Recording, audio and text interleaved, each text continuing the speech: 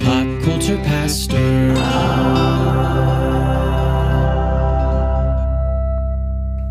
All right, Cody, I'm back. Thank goodness. I did watch episode 9 of season 4 of From, which you and your lovely wife filled in for me on. I was gone. I was in Maine. I thought you were in Fromville. I might as well have been. I was in the land of Stephen King, man.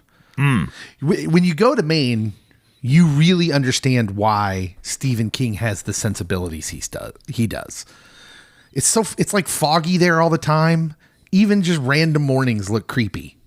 That's because that's the mist. Yeah. And if you're a From fan, you should really read Stephen King stuff if you haven't already. I would assume most people that like From are Stephen King are familiar. Stephen King adjacent. But if you're not, start off with The Stand.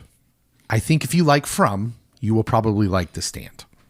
They have similar themes, I think. We will see. Since From has not really been all that forthcoming with whatever the heck is actually going on. But maybe that changes here in the season 4 season finale. Maybe. But first, Cody, what the From? What's your what the From moment? So it's early on. I'm sure it was. I was so mad that I did say what the From.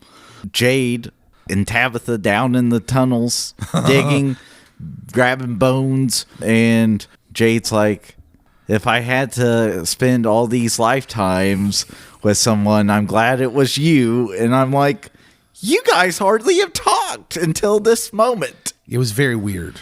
It was almost like, hey, we have a plan to make these two a romantic thing next season, but we haven't built that foundation at all. So let's drop this line in here. Literally, we were apologizing about Jim's death and that we were very thankful that we had known Jim like not that long ago. Yeah. Earlier in the season. No, I don't think you were the only one that noticed how strange that line was. I will say the actor delivers it great. He does. But I'm like, what the heck? You guys haven't really talked that much about this. Yeah. I thought you were going to say the part where he was like, well, we'll get there. But like, he lied. I lied. That I was okay with.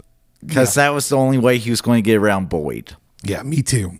So before we get to the scene-by-scene breakdowns of this season finale, it's time for Loose Threads. Cody, Loose Threads.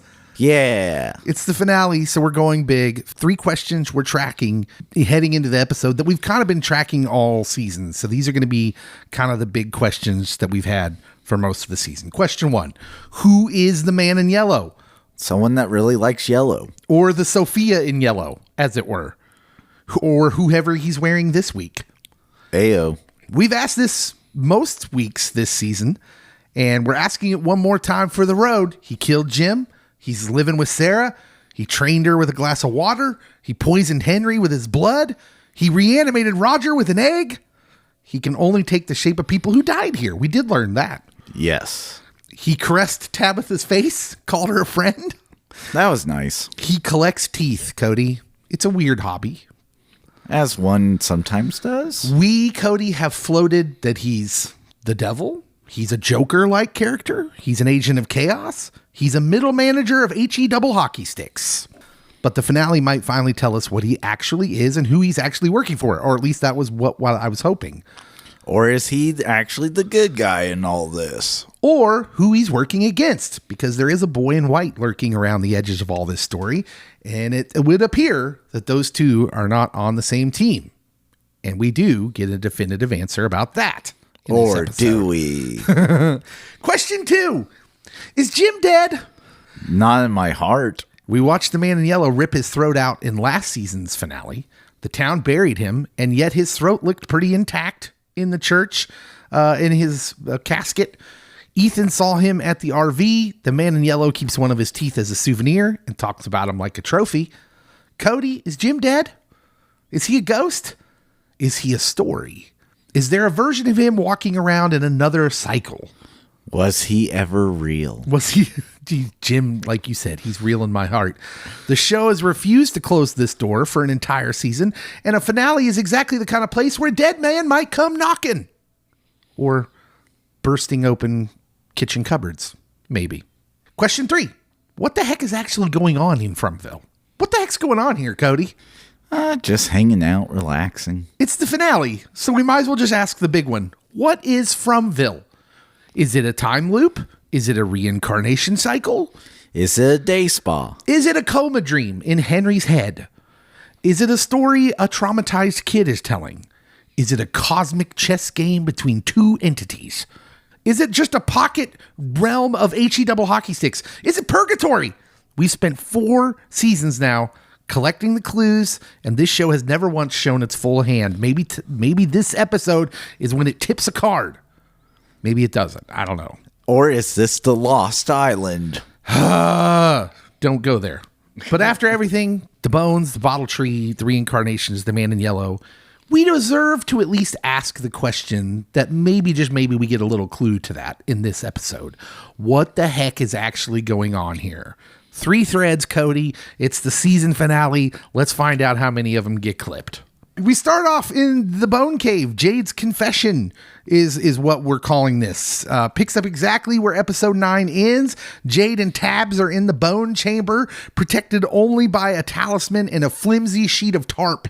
That was a choice. The creatures are there. They have just said, you really shouldn't be doing that. And they're apparently being held at bay, or are they, Cody? Are they just biding their time? I think that's unclear. So I did have one issue with the way that they set up the tarp, because the tarp was supposed to be a wall. And my dear friend Tabitha, last episode, with her portion of the tarp, she didn't like push it up against the wall. So there's like this little gap that like a large rodent could have gotten through. The monster could stick his hand in there and do like the finger puppets like the Shining Kid does. Yes. Rad rom. So I'm like, it's not really a wall. So now it's just an opening and they could have climbed through it. So I feel like maybe the talismans work. It's just that, yeah, I don't not know. A real wall. This probably qualifies as a mini Fromspiracy, but I got the feeling, especially when you combine it with things that happen later in this episode, that I just wondered: are the talismans just rocks? Are they just tools of that they're just fooling these people with? Placebo effect. Yeah. But for whatever reason, the creatures aren't moving into that chamber, giving them just enough time to load the children's bones into a couple of duffel bags. So it wasn't adults like I thought last episode. Yeah. So you guys posited that. I thought we got a better look at the bones this episode, especially when they jump into the pit to get them in the bags. And I think you can tell these bones, the rib cages are small. She's doing a Hamlet scene holding the skull, and I'm like, that's either a child or a really small adult. Yeah. Tab says they should really get ready to signal Boyd to pull the tree. Jade says not yet, and then drops the bomb. He lied. Yeah. The bones do not protect the chamber. Pulling the tree won't seal anything. And once that tree comes out, the creatures will come. Now, Cody, did I miss the part where he said that pulling the tree was the reason the monsters wouldn't be able to come in? Did I miss that part? I don't know. I didn't remember that, but that seems to be what he said he was lying about. But because if I remembered that, I would have side-eyed that immediately. Yeah. I would have been like, but why? Why would that do anything? Anyways, he lied because if Boyd had known the truth, he'd have scrubbed the whole plan, which he's probably not wrong. Jade tells Tabs she needs to finish this while he slows them down and sacrifices himself. And then he gets into this very which again, the actor delivers these well. It feels very heartfelt and it felt emotional, even though it makes no sense. I wanted to punch him. He's glad it was her that he spent all those lifetimes with. And it's this weird, tender, emotional moment that, like I said, doesn't make any sense, but it happens. And then he signals Boyd. So up top, Boyd gives the order. Go, get in the truck. Why wasn't someone already in the truck? Because it's not dramatic enough if you don't have, or if you start off with someone in the truck, Dave. Then we get this pulled back shot, Cody. And this is among the first of some things in this episode that really bother me. Okay? So we get this pulled back view of the truck and the bottle tree. Now, Never once have we seen this far up the tree or a zoomed out look. Because I had been assuming all along that this was an actual living tree. But that's clearly not what we get. Because when the screen pulls back here, it's about 7 feet tall, maybe? It's like all its branches are cut. It's clearly a dead tree. And it's not a tree that could block any road. So many Fromspiracies have died in that shot.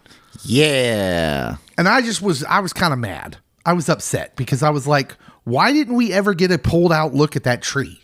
I was not upset. Why not? Because that tree was not near any road. They said it was near a road. It wasn't close enough. That tree would have had to been like 70 foot tall. But still, that tree, I'm like, dude, I look like I could pull that tree out of the ground with my bare hands. Well, not all of us are the Incredible Hulk, Dave. For some nauseating moments, it appears like it's not going to budge. Which would have been perfect. Then it rips free, roots and all, just as the creatures pour into the chamber below. One of the monsters says, "It's nice, us being all together again like this," which is a little clue, I think, of the idea that, hey, the reincarnation stuff is real. They're clearly on the right track with their theories, Jade and Tabs specifically. They were original people. They sacrificed the children. Jade and Tabs didn't. And that's kind of where all this from. These are people that once knew each other. It's time to sacrifice Ethan and Julie. Whoa, dude. But now there's light pouring into the chamber from where the tree used to be, and it's apparent the monsters don't want any part of that. So there's something else we kind of learned. We kind of would assume that since they only came out at night. They're vamps. But this will come up pretty quickly in the episode that they don't like light. So the guys up top send down the ladder that they don't know that the Sophia in Yellow sabotaged in the last episode. Yep. And Tab starts up with the bones, but the ladder gives way and she falls. Then things start getting a lot worse, Cody, because it's an eclipse. It's an eclipse, Cody. Why does no one in this episode just call it an eclipse? They're like, we made the sun go down. Like, what is that? It's an eclipse. Except... So I had a thought while this was all happening. Mm-hmm. So there was a famous tree about 2,000 years ago. 2,000 years ago? About 2,000 years ago. Okay. Plus or minus about, 10 years. All right. And the sun disappeared. Okay. In the daytime sky, it got dark. There was an earthquake. Yeah, there was a death on a cross. Yeah. Was what I'm saying. Biblical things, Cody. Yes, and yes, but we all assumed that was an eclipse. I did not assume. Oh gosh, I don't know why you got to be so difficult. Anyways, they're like the sun just disappeared, like they're all people from the Middle Ages. I was with them. I was waiting for one of them to throw the bones up in the air and be like, like the monkeys in 2001, but. The horror of this starts setting in for everyone. The monsters are now unfettered because the light is gone. But then, earthquake, eclipse, Cody, it's biblical. And then we go to Kenny at the sheriff's station. This is a little anticlimactic. But the monsters clearly can't go in there. And then we go to Kenny and Victor, and the earthquake's happening, and Victor's freaking out. And he's yelling at Kenny to let him out, which Kenny does. And Victor is upset. Yeah. As one might say. Why did you pull down the tree? He's screaming at Kenny. I told you not to do that. Also, kind of biblical adjacent imagery there as well. Because if we go back to the first book of the Bible, why did you eat of this fruit? Mm-hmm. I told you not to eat the fruit from this tree. Yeah, there's... I know there's maybe not super specific references to anything biblical in this episode, like there is in some, but I'm here to say I think every biblical theory we've ever had gets absolutely validated by the end of this episode. Especially with regards to one book in particular that Cody has talked an awful lot about, but we'll get there. Good news, though, the earthquake opens up another escape route in the chamber.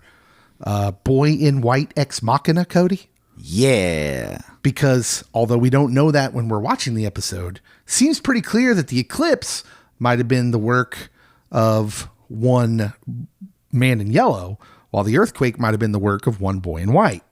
Meanwhile, up top, it's dark out now because of the eclipse.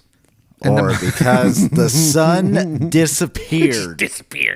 And the monsters are approaching the Fromvillians who just pulled down the tree. There's the screeching and all that. And Boyd has no choice but to load up the remaining people and get out of there without Tabs and Jade. Patty goes catatonic and just stands there. And Cody, what kind of tactical decision was it to include Patty in this excursion? Like, what possible help was she going to be? Who made this choice? Why is she there? Where did Patty come from? Like, we go 3 seasons without ever knowing Patty. Then Patty shows up in one episode. She's clearly the most useless Fromvillian there can be, especially after her trauma. And then they take her on this important mission? They felt bad for making her sit on the ground after the heart attack. Boyd shoots a few times the monsters to no effect and then shuffles Patty into a vehicle. Meanwhile, Tabs and Jade are below and they're being pursued through the tunnels until they trap themselves in one of the cell, like the little prison chambers that the Onkui kids were being kept in, with the bars on the window to the outside chamber like we've seen before. Just as the creatures approach their chamber, another earthquake seals them in at the right time. So again, very convenient. Again, yes, I think it's obvious that the earthquake is someone is responsible for it. So they're away from danger for now. Back out with the Fromvillians, however, Patty is freaking out. She was frustrating me. She is in the van. Acosta is driving and like just begging for someone to shut her up. I was Team Acosta for once. Yeah, Patty clearly reached her breaking point, which probably wasn't, she didn't have to go very far to reach that. No. Again, I must ask, who planned this mission and included Patty? A monster briefly runs alongside the van, which was weird. We haven't seen him move that fast before. And distracts Boyd just long enough for Patty to grab his gun and nearly kill someone else as she was trying to off herself. Boyd reacts about the way you would expect him to react. He goes ham on Patty. What is wrong with you? And there's curse words. Meanwhile, we go to Marielle and Fatima, who are battening down the hatches at the clinic, preparing for the worst. They argue about what they should do. Fatima tries to leave when Marielle lets slip that, like, you're in no shape to leave, which sparks Fatima to be like, okay, this is actually what she should be doing. She should be like, what's wrong with me? What are you not telling me? And then before Fatima can make up something, Fatima becomes aware that Smiley is approaching the clinic from the outside. And it's then they realize that the talisman was shaken off the wall by the earthquake. So then they fumble around with it. Then they retreat to an inner one. They try to put up the talisman again. They just can't do it in time. Smiley walks in and delivers a death blow to Marielle. Like tears her gut open. Fatima shrieks like the monsters do, and it stops Smiley, and then he goes, interesting, before just peacefully leaving. He also said hi, mother, before. Yeah, he does refer to her as mother, and it's unclear as to if he's just kind of mocking her at that point. That is his mom. I witnessed the birth. Christy returns to all this in the aftermath. She gets there just in time for Marielle to ask her to kiss her goodbye, and she dies in Christy's arms. It's quite an affecting scene. Good send-off for her. Yeah, she gets kind of like her Emmy moment.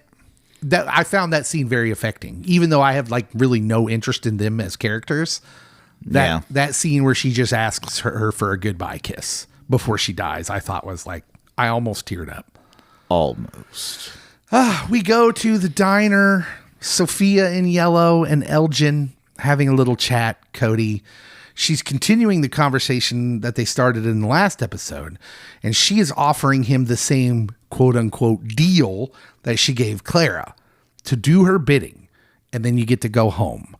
Elgin is dubious, clearly hearing the cries of a million audience members screaming, "No!" at once. Don't do it, Elgin. I think he heard it because he's got the shine. He does have the shine. She says, do you understand? And he says, I understand. And then Elgin turns to look at Clara, and the Sophia in Yellow says, hey, don't look at her. Look at me. Do you know why it's dark outside? It's because we're getting close to the end. And then she does this thing that like Bond villains do, where she gets up and starts like walking away from him as she's talking about her plan. She begins to grandstand like a Bond villain. And as she turns around, Elgin tries to sneak out, which I thought was hilarious. He's just like, Clara. But then Clara, of all people, steps in front of him and shakes her head no. And to the point that Sophia's about to make too, of like, where do you think you're going? There's nowhere for you to hide. And then she says, give me your hands. And this is where I started to get very nervous for Elgin, Cody. He reluctantly puts his hands in hers, and she says, I'm going to ask you one last time. Would you like to accept my bargain? Which, interesting language there, Cody. That's got all sorts of devil, Daniel Webster, that sort of vibe in it. Yeah. During this moment, I also had in my head the biblical imagery of Abraham asking God to spare Sodom and Gomorrah if there's so many faithful people.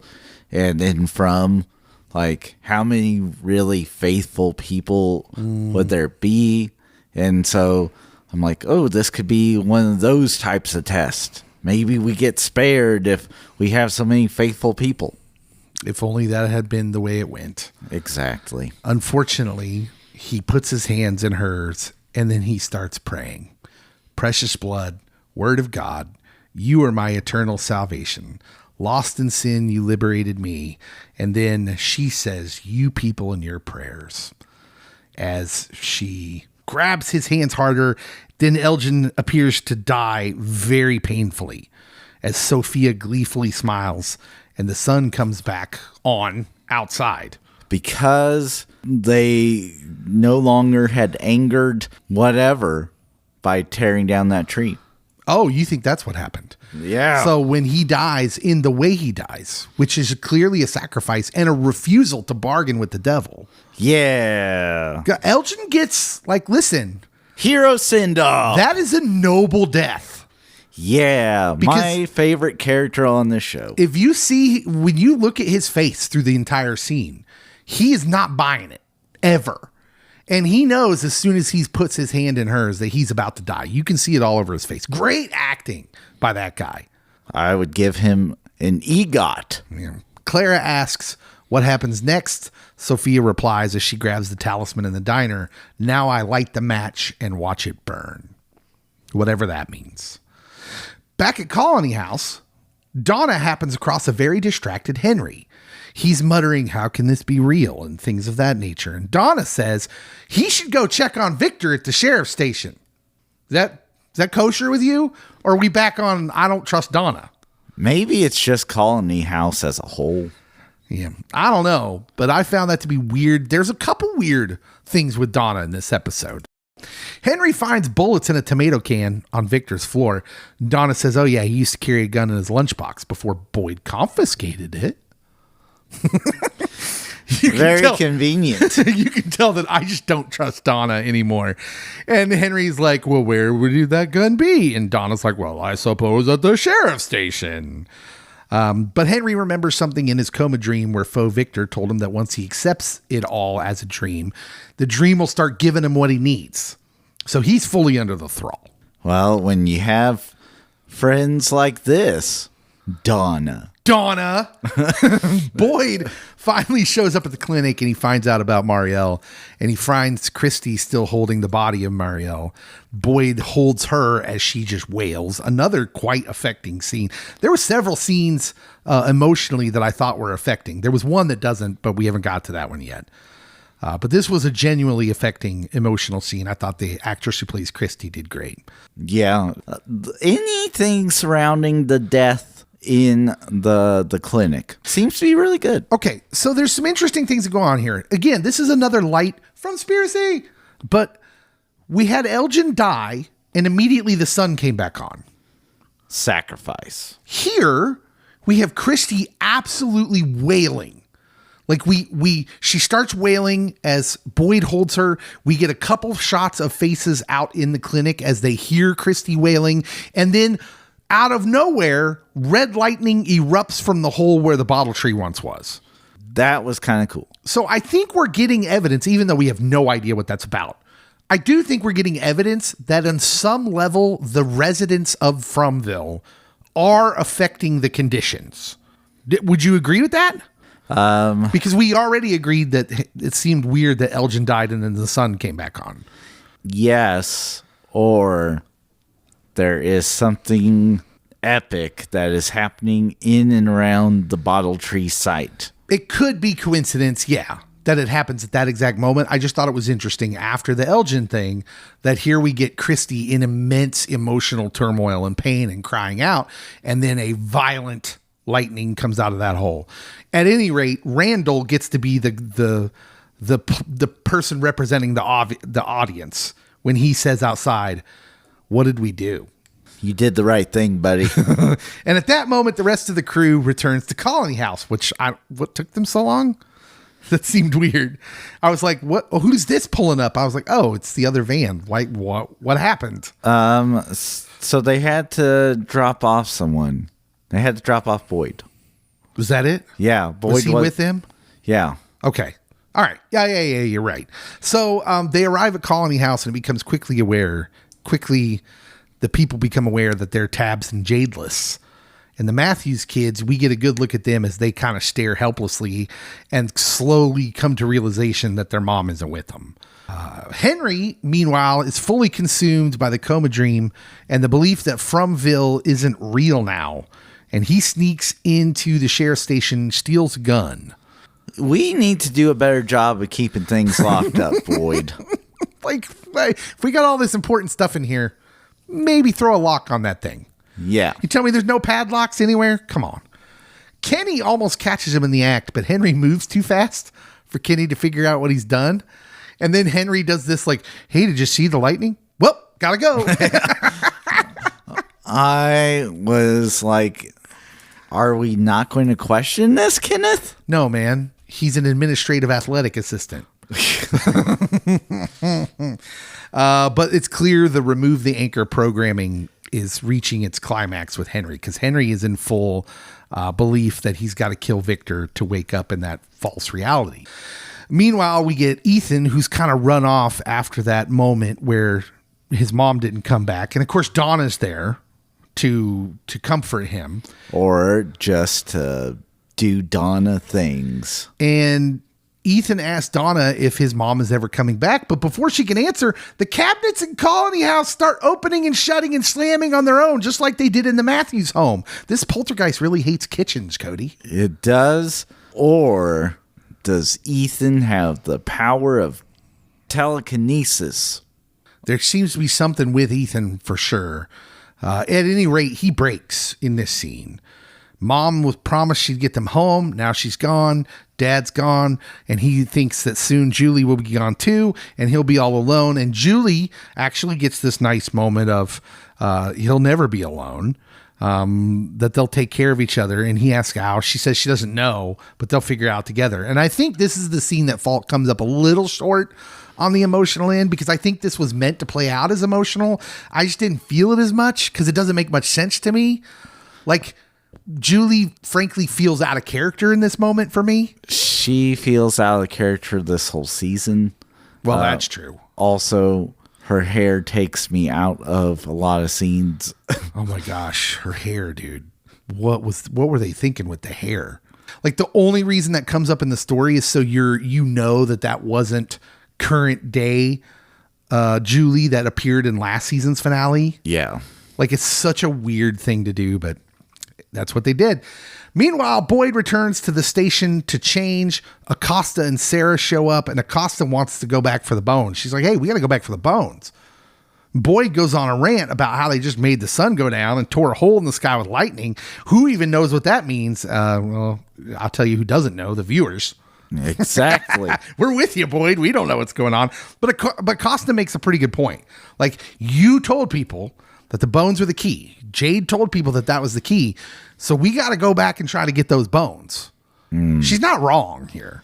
Yeah. But just as they're getting into this argument, Sarah tells them to shut up and listen to the radio. Jade and Tabitha are sending signals with the Morse code. They're alive, but the radio dies before they can pin down a location, obviously. But Boyd gets Ellis and Fatima to go get Jade and Tabs. He wants to recruit Ellis, but Fatima says, I am definitely coming. She insists on it because she can feel them when they're close. She might be useful.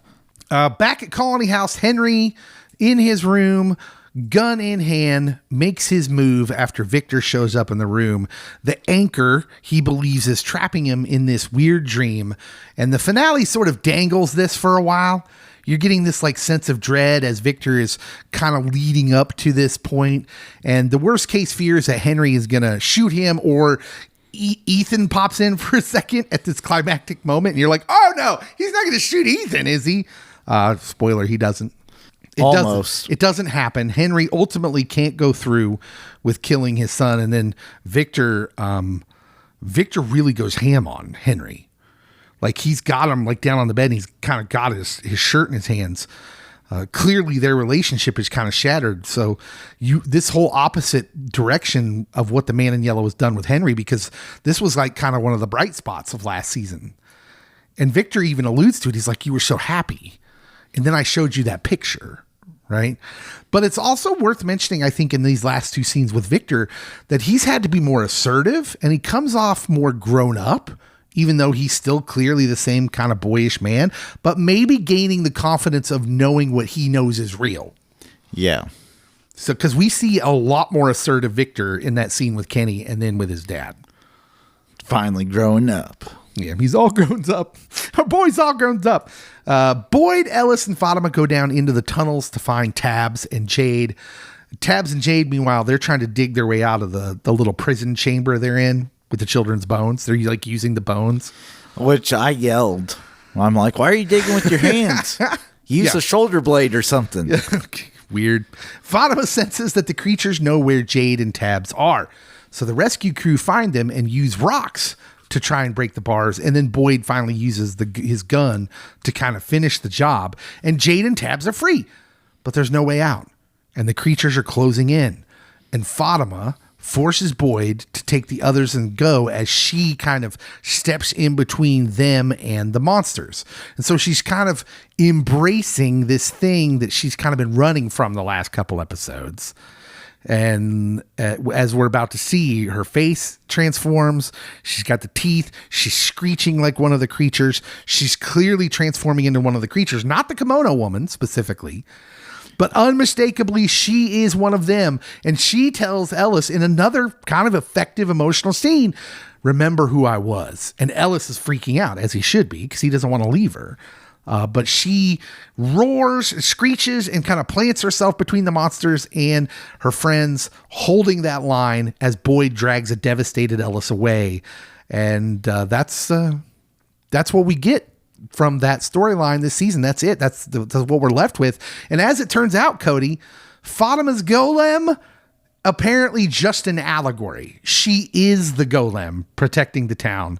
At what cost, though? We will have to wait until next season to find out. Like, is she going to be a hybrid where she can come out during the day as herself, or is she now a full-on monster?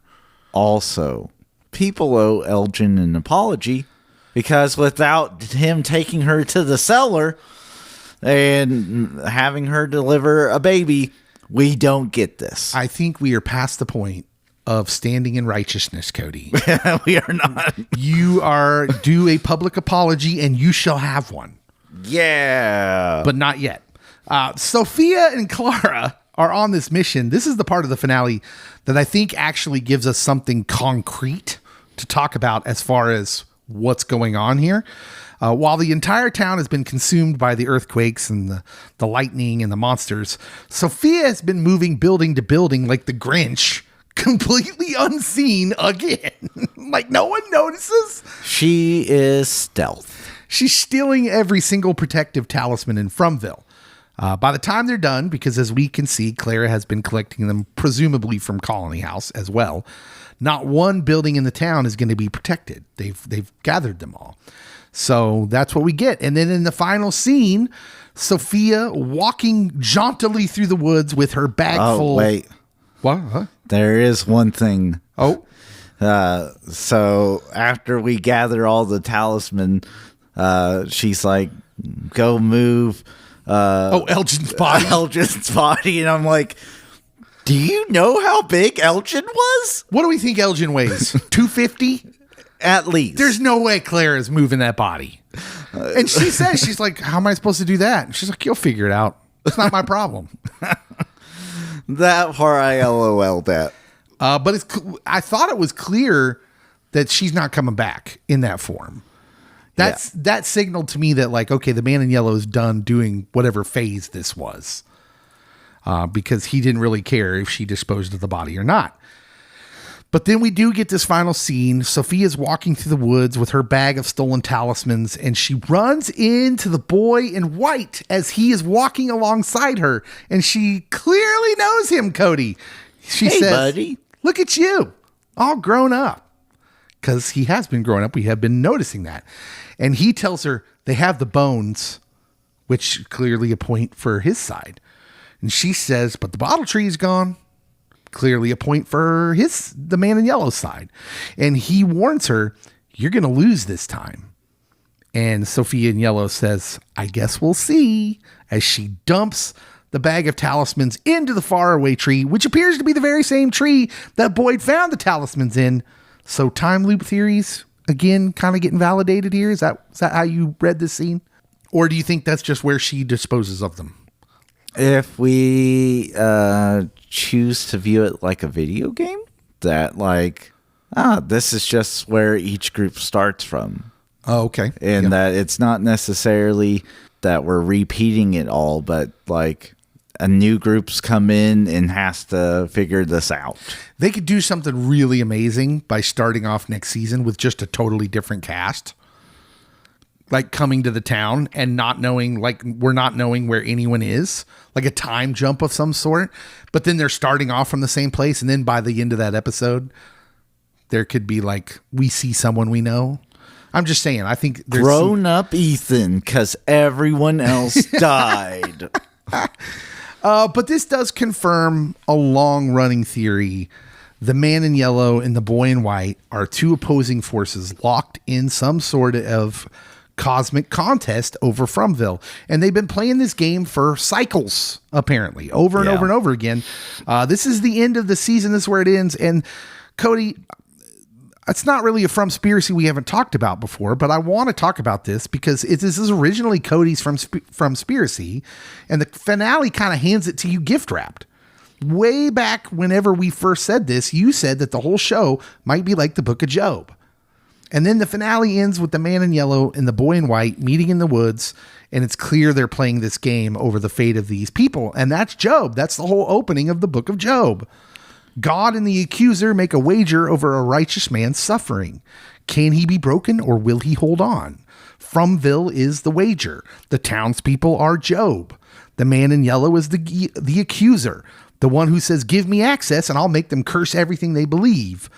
And the boy in white is, well, whoever he is, the agent of light in this scenario. So the whole town seems to be the creator saying, okay, that part of the theory is right. There is definitely something like the Job story going on here. I was like, hey, I recognize this. And then I'm like, this also explains why the boy in white really isn't doing a whole lot. Yeah. Very hands off. Yeah. There's some theories online that people have on that I think carry some sort of weight. I don't think they're right in a sense, but I think if you consider it like the Book of Job, then yes, if the boy in white is to be an angel, then yes, he doesn't have the authority that the man in yellow has been granted. Yeah. To meddle, as it were. So yeah, he's trying to do things honestly and play by the rules. As one should. Do you have any other sort of Fromspiracy kind of future things like where we're left with here? Like, where do you think the next season goes other than it being the last season? It could be because all the cast, all the showrunners and people have said all the answers are in the very beginning. Julie and Ethan tell a story. Lake of Tears is mentioned. Boyd gets the talismans out of the tree. Yes, and so I do wonder if maybe this is just a child story / game, and maybe we get that. I'm still leaning, if we're not doing the Book of Job, I do think that we are doing a story on a family going through divorce and or death of a parental figure. Yep. So there is some interesting context with the Book of Job. So if you don't know, and I would assume the average From viewer does not, the Book of Job is actually the oldest story in the Bible. yes, It predates everything else in the Bible. So some people have posited that it is a story that is not quite, it's not shoehorned in. That's not what I want to say, but it just predates everything else. And therefore is this ancient story. And I wonder if that's kind of what set the writers in motion with that story, because it is this ancient story that you can, how could I say this? Like Hollywood doesn't have to make it Christian or Judeo-Christian specific. Mm-hmm. They can just say, oh, it's this ancient tale, but it's clearly Judeo-Christian. yes. There's a lot of things that could be going on that I don't know is actually going on, because I'm either not picking up everything they're putting down or they are not revealing as much as I had hoped. All right, Cody, it's time. It's what you've been waiting for. It's time for the RIP segment.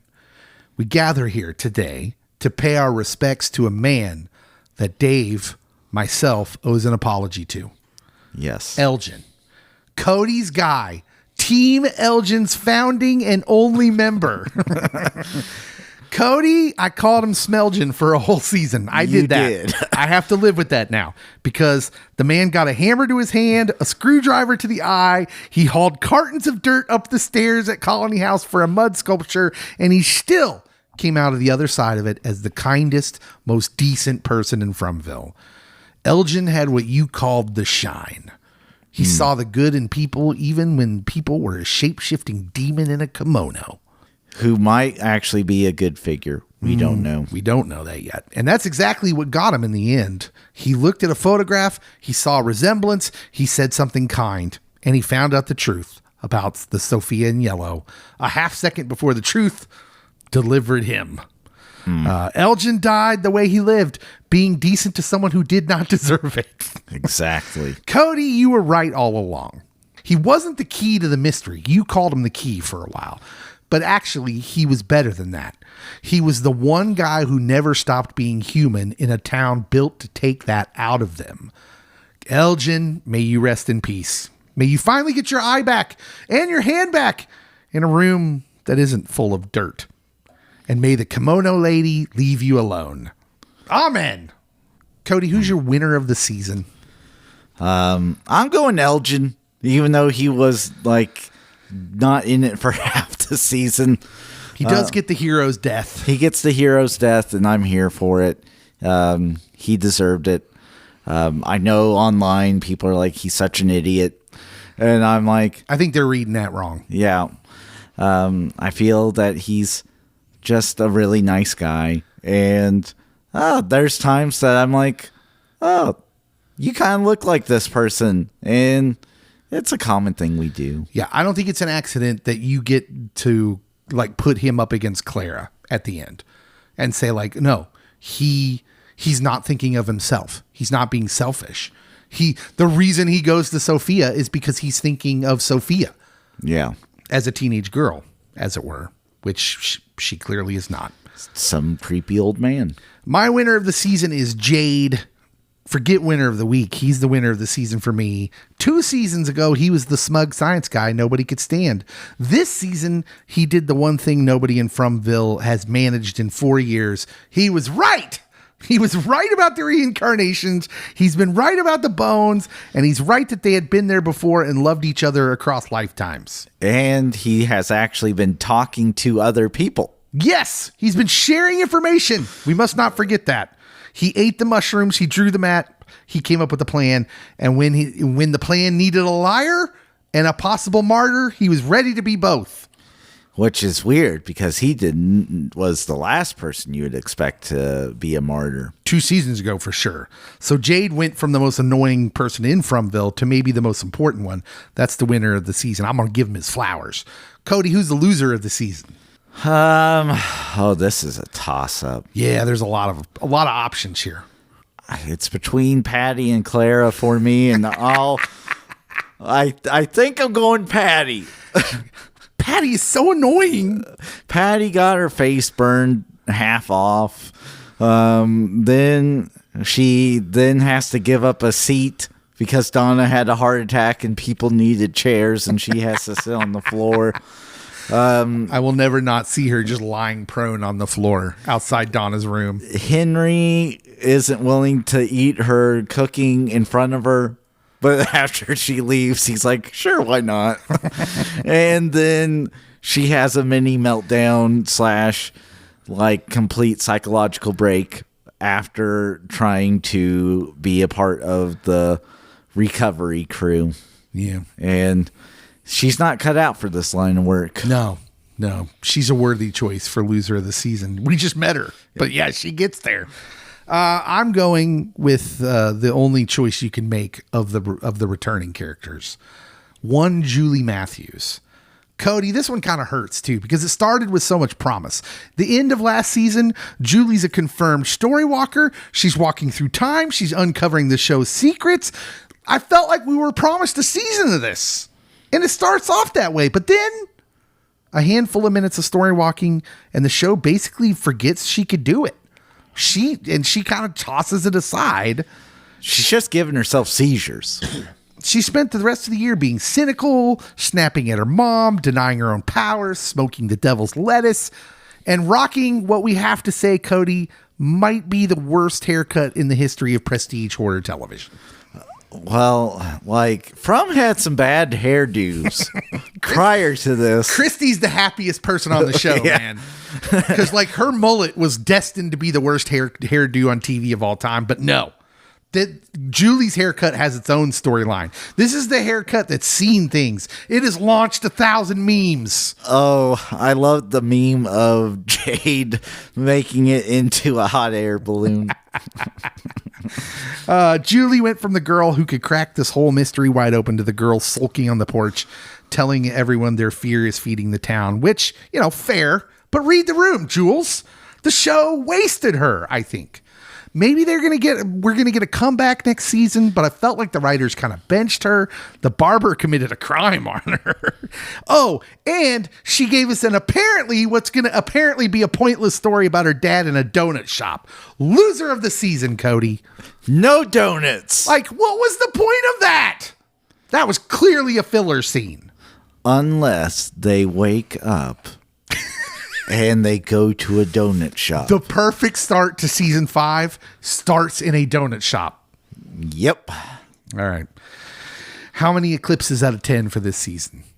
This season, I'll go 8.5. Okay. It tickled my fancy enough. You're higher on it than I am. I feel like I'm going to give this a 6. I think it's the worst season so far for me. And I only do that because I feel like they're either... look, we may get into next season and then be able to rewatch this season by the end of this and think, oh, this was all setting up stuff, which is fine. That's fair. That's what I've said every season. But yes, exactly. If we get all the way through to the end of this show and I feel like this was a lot of filler and they switched directions with a lot of things, I'm not going to, I'll feel vindicated. So I also wonder if people that watched Lost are lower on this season as a whole anyway. Maybe. Because, it's like when they made the Dark Tower movie.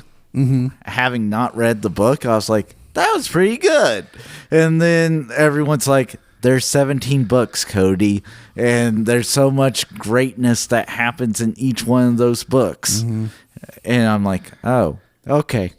I mean, I want to believe the writers when they say, we're not just doing what we did on Lost. I want to believe that. But when you end this season with the man in yellow, the Sophia in yellow, and the boy in white, clearly playing some kind of game with the inhabitants of this place everyone's stranded in, it's hard not to see the last season of Lost in that with Jacob and the man in black. Jumanji. I don't know what that means. That's what they're playing. They're playing Jumanji. What do you guys think?